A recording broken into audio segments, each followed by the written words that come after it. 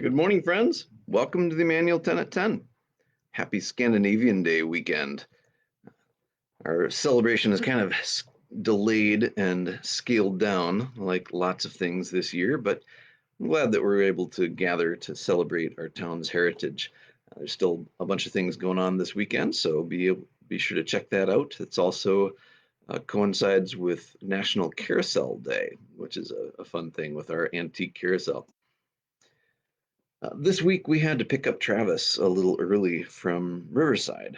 We got a call on Wednesday that they had had some cases of COVID that had cropped up among a few of their cabin leaders and some of the kids that were there. So we ended up having to pick him up on Wednesday and bring him home. But he still enjoyed his time there. He got to spend a good 3 days, which would have been just like Alpha Camp if he had been able to go to that last year. It's been a really challenging time for Riverside and for so many different ministries. So please keep the camp in your prayers and um, all the people that have been affected by that. Well, this week in our 1 year chronological Bible readings, we spent most of our time reading the prophet Isaiah. It's one of the longest books of the Bible. It has 66 chapters.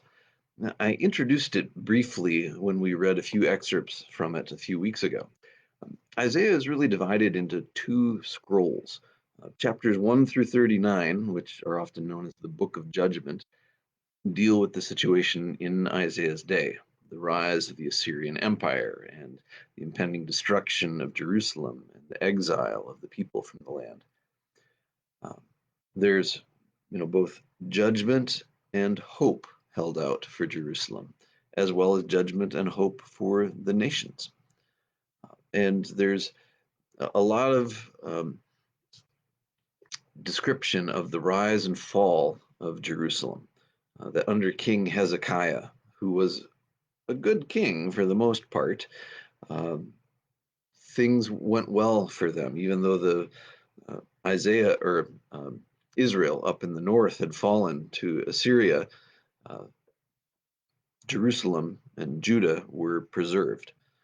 But then King Hezekiah was trying to hedge his bets by going for alliances with other nations. And God warned him that that wasn't going to work. It would, those nations would actually turn on him. And that's exactly what happened.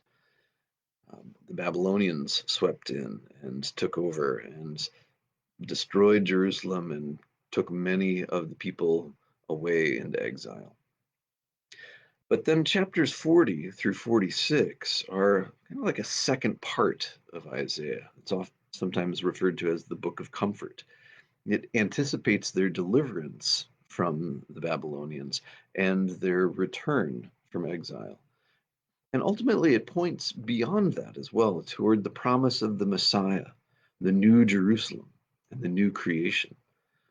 The Bible Project has two different videos on Isaiah, one for chapters 1 through 39 and one for chapters 40 through 66.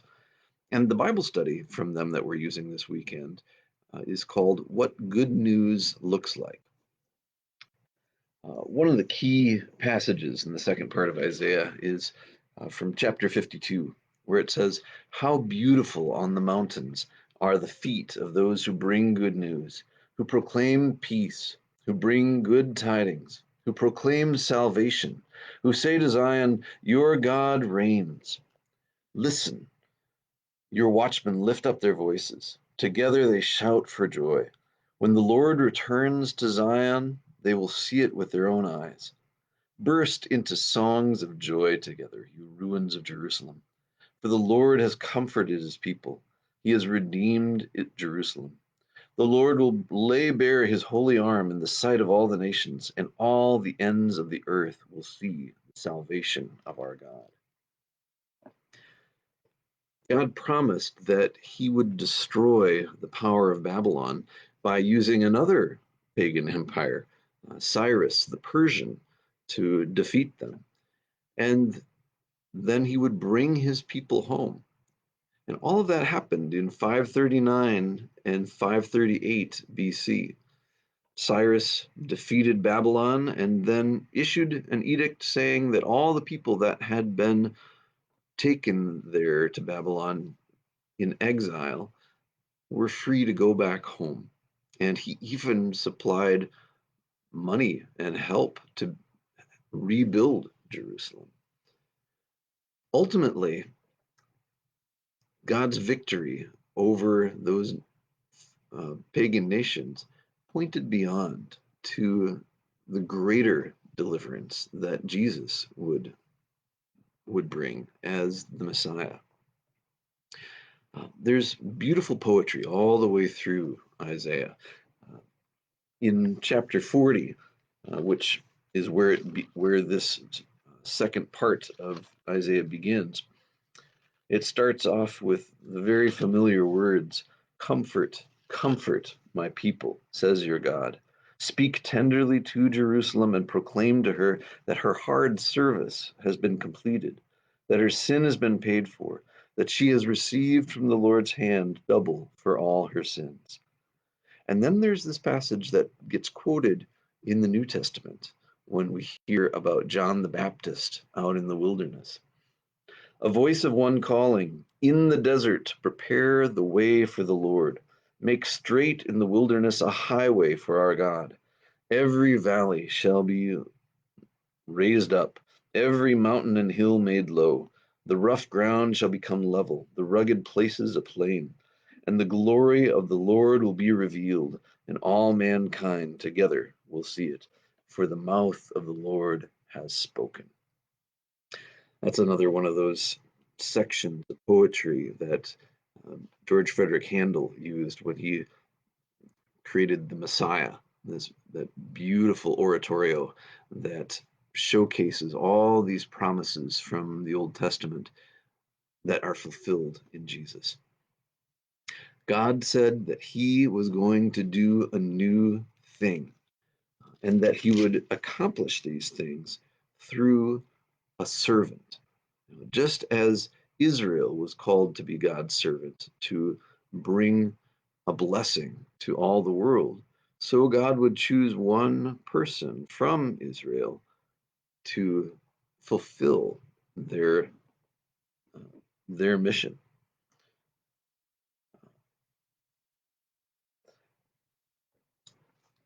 In chapters 41 and 42, it talks about what kind of person this servant would be.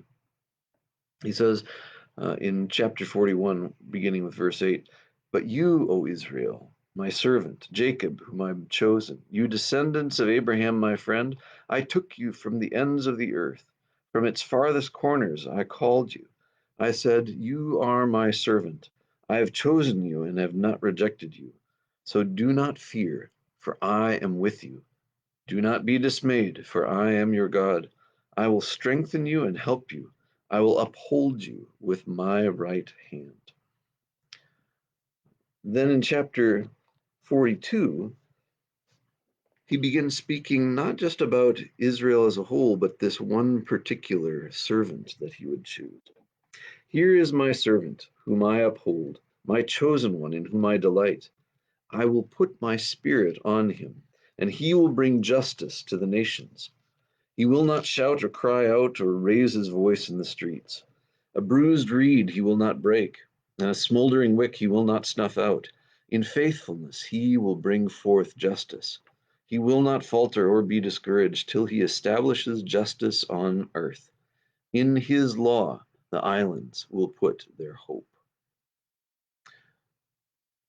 This is what the Lord God says. He who created the heavens and stretched them out, who spread out the earth and all that comes out of it, who gives breath to its people and life to those who walk on it. I, the Lord, have called you in righteousness. I will take hold of your hand. I will keep you and make you to be a covenant for the people and a light for the Gentiles, to open eyes that are blind, to free captives from prison, and to release from the dungeon those who sit in darkness. I am the Lord, that is my name. I will not give my glory to another or my praise to idols. See, the former things have taken place, and new things I declare. Before they spring into being, I announce them to you. God is going to do a new thing. He has chosen this servant to fulfill his mission, the mission that Israel was called to do and that they had failed to do. In chapter 49, God says this through Isaiah: "It is too small a thing for you to be my servant, to restore the tribes of Jacob and bring back those of Israel I have kept. I will also make you a light for the Gentiles, that you may bring my salvation to the ends of the earth." God has decided not just to save the people of Israel, his chosen people, but to extend his salvation to the ends of the earth, to include all people who come to follow him. The way that he does this is so surprising. This servant that God has chosen will be rejected and killed, made to be a sacrifice for sin. You see this all the way through Isaiah 50 and 52 and 53, where God said, the servant is speaking, saying, "I offered my back to those who beat me, my cheeks to those who pulled out my beard. I did not hide my face from mocking and spitting. Because the sovereign Lord helps me, I will not be disgraced. Therefore I have set my face like flint, and I know I will not be put to shame."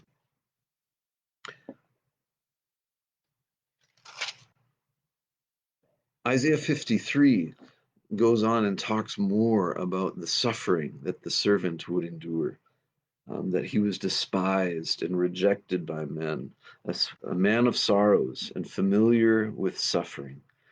He took up our infirmities and carried our sorrows. Yet we considered him stricken by God, smitten by him, and afflicted. But he was pierced for our iniquities. He was crushed for our transgressions. The punishment that brought us peace was upon him, and by his wounds we are healed. At the beginning of the movie The Passion of the Christ, those words from Isaiah 53 are put up on the screen. He was pierced for our transgressions, crushed for our iniquities. The punishment that brought us peace was on him, and by his wounds we are healed. Jesus went through incredible suffering and pain for you and me and for the world. But he didn't just die for us, he also rose again. And Isaiah points that out. He said, "He was assigned a grave with the wicked and with the rich in his death, though he had done no violence, nor was there any deceit in his mouth. After the suffering of his soul, he will see the light of life and be satisfied. By his knowledge, my righteous servant will justify many, and he will bear their iniquities." God promised that he would raise his servant, Jesus, from the dead, that he would make him Lord of all the nations, and that he is the one in whom we put our hope.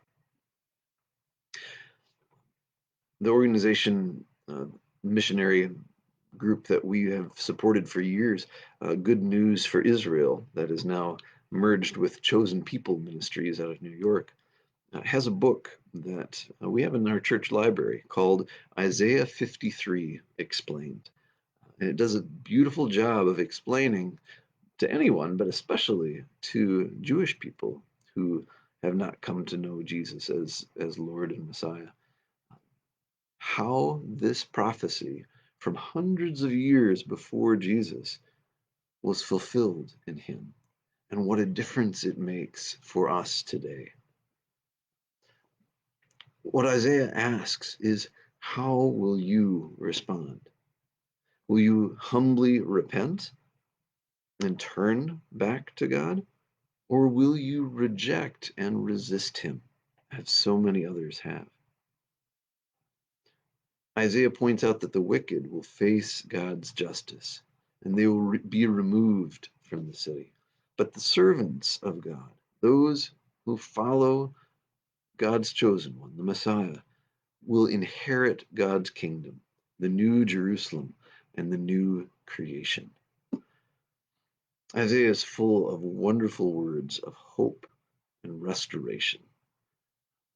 To find out more, I encourage you to check out the Bible Project's video on the second part of Isaiah that's linked in the description, as well as the connected Bible study on our website and in our weekly email. This Sunday, we're going to be having outdoor worship at 9:30 on our new patio with Kenny Freddy and Dick Myers providing music. Our deacons will be providing donuts as well. So bring a lawn chair and join us at 9:30. Have a great weekend.